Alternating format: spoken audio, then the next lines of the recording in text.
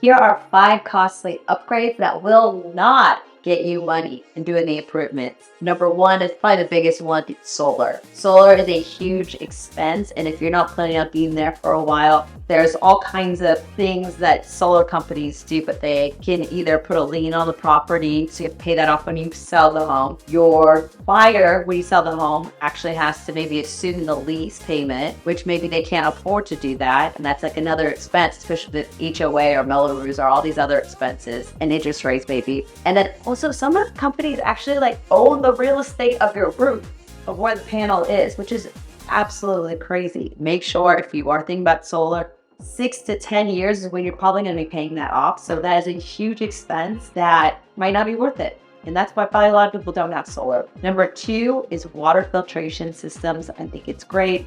If you have a water filter, if you've got a soft water salt system, that's great.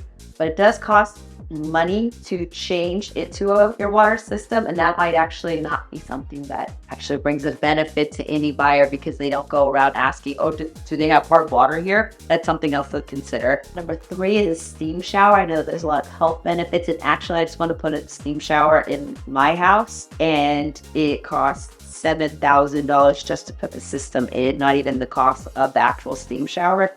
Just to run the plumbing. That's kind of an expensive thing, just to have a little steam when you get steam from the shower. And number 4, adding a pool. Sometimes it does bring a benefit. There's some buyers out there that do not want the expense of a pool. Having a pool is going to run you $300,000+, especially in California. So it's a long time for that to potentially not work in your favor. So that's just something to consider. And you want to make sure that you're putting a pool in, that you're going to be in the house for a while. Lastly, number 5 is an expensive electrical system, or maybe like a home system. Back to the house that I was talking about, there was a Vantage lighting system that was there before, and it was not obsolete, but it needed to be upgraded. It was going to cost us $75,000 just to upgrade the panel, and pretty much they just put a chip in there, and all the wiring was already ran. It cost $15,000 to have all new wiring, new can lights, and even more can lights. So those little buttons are fancy, but you don't need to charge the lights on for your house with your damn phone, okay? So these are the 5 costly, expensive upgrades that are not going to get you money.